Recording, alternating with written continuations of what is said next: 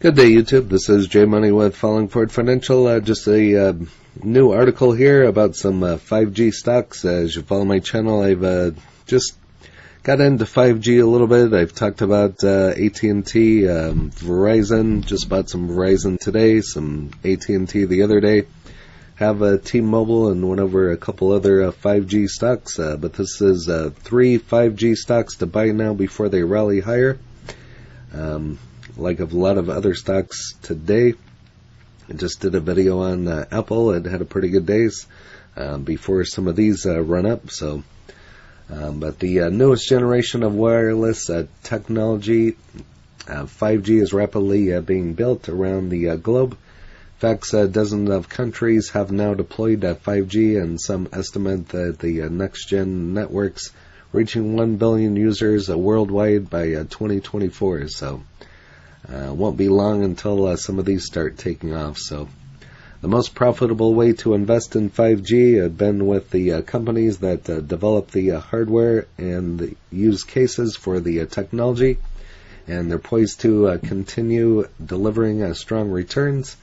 That's why Qualcomm, Broadcom, and I've talked about all these on the channel here before, and Marvel, MRVL, look like great buys right now. So Qualcomm, the first one, 5G is about more than just smartphones. The mobile chip design leader Qualcomm was one of the biggest beneficiaries of the mobility movement in the 2000s and 2010. Every smartphone on the planet has a Qualcomm chip in it, and the company's bread and butter business is still doing great things. So as 5G is set to upgrade the cycle among consumers, Qualcomm expects sales from smartphones and RF front-end semiconductors that enable the device to receive network signal to increase an average of 12% per year through 2024.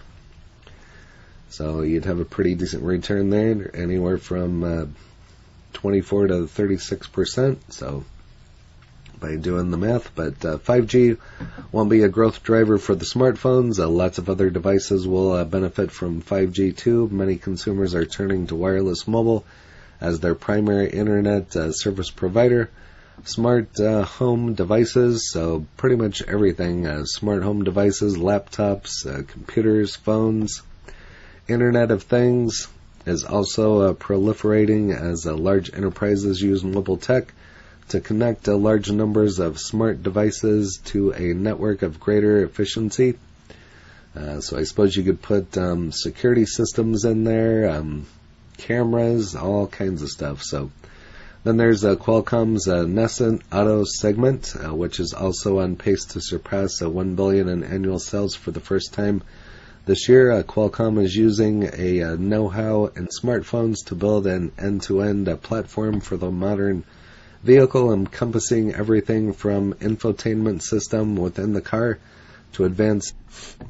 Qualcomm is using a know-how in smartphones to build an end-to-end platform, modern vehicle encompassing everything, like I said, infotainment system within a car, advanced driver assist systems, and perhaps someday fully autonomous driving cars, to vehicle connectivity with a mobile network. In another 5 years, Qualcomm thinks its auto business could be handling $3.5 billion a year. So definitely a stock to watch. So next is Broadcom. These profit margins are no joke. So Broadcom may not be the commonly recognized name that Qualcomm is, but it isn't any less of a dominant a business in the semiconductor industry. And I've talked about some other semiconductors here on the channel as well.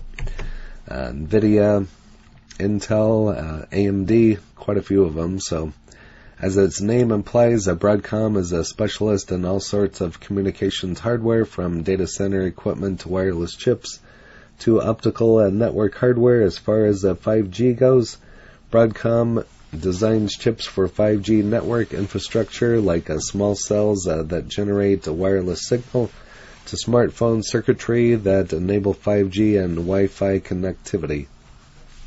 As a big tech conglomerate, Broadcom isn't the fastest growing enterprise, even with the global chip shortage keeping demand and therefore pricing on chips sold. So Broadcom's semiconductor revenue was up 20% year over year during Q1 of fiscal 2022. Many peers reported sales far higher than that. Additionally, the enterprise software segment comprising network, monitoring, and security services Broadcom acquired in recent years grew at just a 5% clip. However, Broadcom lacks a sizzling revenue growth. The company generated free cash flow of $3.39 billion, a free cash flow profit of 44%. So not too bad at all. As for share repurchases, the board of directors authorized a $10 billion plan in December. That's good through the end of 2022. And a $2.7 billion of that authorization was repurchased during Q1. So definitely looks like it could be a time to get into Broadcom. So the deal of the world, 5G and general communications technology, shares traded at 24 times trailing 12-month earnings, 19 times trailing 12-month free cash flow. Marvell Technology Group, an emerging leader in managing data. 2021 was a busy year for Marvell Technology. It acquired a cloud data center, a switch provider, Innovium, and later optical networking company, Inphi. Paired with Marvell's existing portfolio of hardware designs addressing high-speed movement of data, the new company is poised to be a key player in 5G data center construction. So definitely three to watch. Revenue increased 11% sequentially to 1.34 billion. Outlook for Q1 of 2022 implies another sequential rise in sales of over 6% of the midpoint of the management's guidance.